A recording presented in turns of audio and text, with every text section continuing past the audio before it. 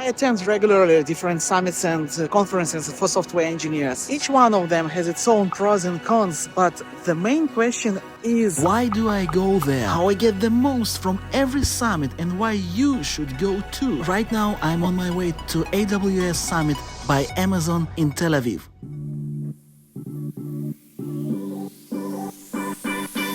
I've just seen that the registration for new AWS Summit is open, and trust me, I'm not going to miss this one. In my opinion, the biggest value of every summit like this is the unique way of how you consume the information. We understand and remember things better during some positive and unique experience. Let me explain what I mean. For example, you want to learn how to build serverless applications. You can watch some tutorial online or maybe read a book. Or you can go to a serverless application workshop that is a part of AWS Summit, by the way. Participate in the engaging lecture by some experienced developer, ask him questions, see real-life examples, or even try to build something yourself with one of Amazon's solution architects. Can you already feel the difference? Boring YouTube tutorials versus engaging workshops. I'm not even talking about the fact that every summit is usually like a big party, with some free delicious food, free drinks, free swag, and great opportunity to meet some new interesting people, or maybe even find a new interesting job. Don't worry, as I have already said, I'll show you everything, but before that, we need to register. Usually, you need to use your work email and provide some information about your job, position, and some tech experience. Don't worry if you are just starting out and you can't provide all these details. You can always register as a student by using your personal email. Nobody checks if you are really a student or not. Try to register as early as possible, because usually there is a limited amount of people allowed to visit the summit. Then in a couple of days, make sure you've got a confirmation and just follow the instructions on that confirmation email. It's very important to know the agenda before, so you can make your own selection of the lectures and workshops you want to visit. In case of an AWS Summit, you need to download the app to have everything in the one place, including the invitation and your schedule based on your selection of lectures and workshops. Trust me, you don't need your laptop there. You can take just some notepad to take notes, but I personally like to use just my phone. Honestly, I don't know why some people bring their laptops with them. What you do need usually is a bag, because there is a lot of free swag during the summits and you need some bag to take everything with you.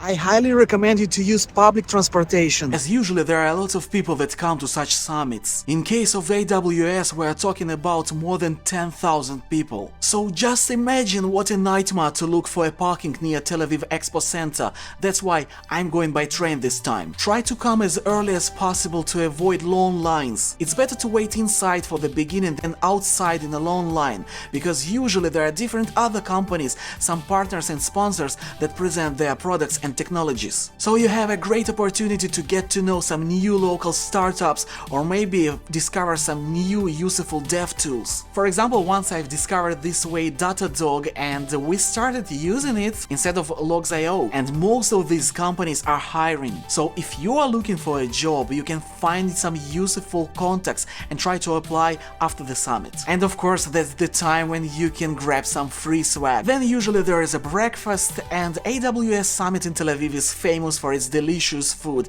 and I always feel better during the lectures when I'm not hungry. I was so busy with collecting swag and my breakfast, so I'm already late for the keynotes and opening ceremony.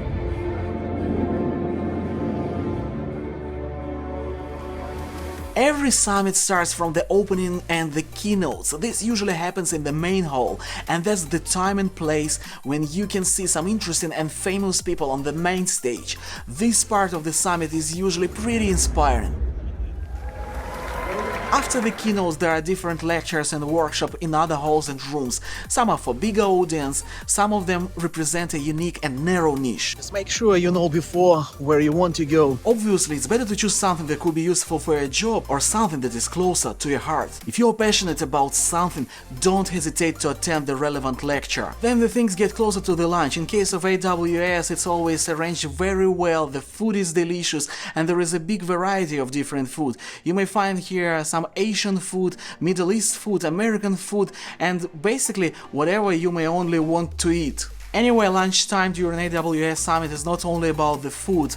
This is the biggest break, so you have time also to take a rest, to walk around and actually to post-process all the information that you have already consumed before. After that, there are a couple of hours of more lectures and workshops, and then there is a happy hour with free beer and huge party outside with a live DJ.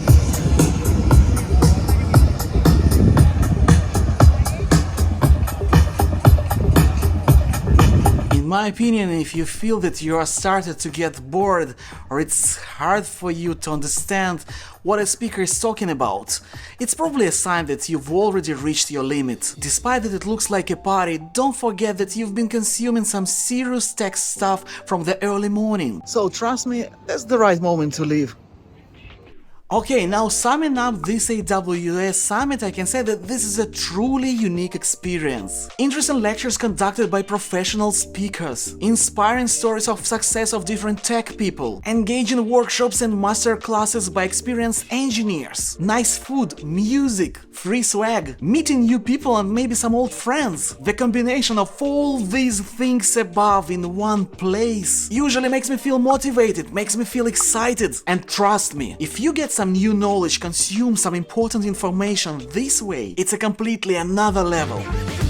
Do you remember in the beginning of this video I have mentioned the example of learning to build serverless application? Don't get me wrong, you probably won't be able to build it easily after attending just one workshop, and you'll still need to watch some tutorials and follow the steps there, but at least you've already got some main takeaways from the lecture you've attended, so the things will look more clear for you when you'll try it yourself following the tutorials. And also, which is very important, you'll feel more motivated to do that, to try it yourself. I'm telling you.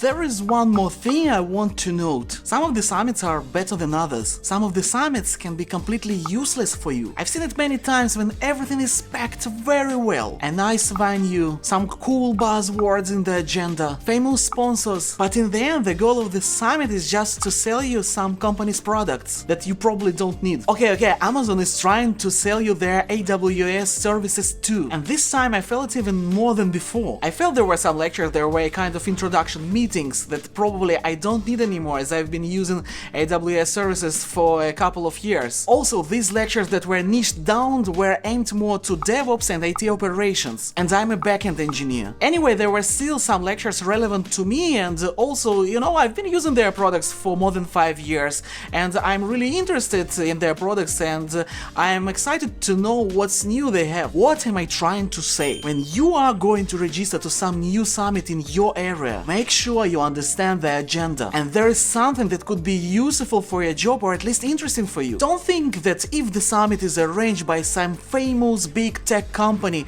Google for example, you'll find something for you anyway even without knowing the agenda. No, it doesn't work this way. Make sure there are some relevant lectures there, or there is a big chance you'll just waste your time. By the way, sometimes local smaller summits could be even more interesting and relevant than the big international ones. Yes, software engineer is a job that needs a constant learning process, but it's better to learn something that can complete your existing knowledge. Anyway, that's already another topic that I'm touching on my next video. See you there.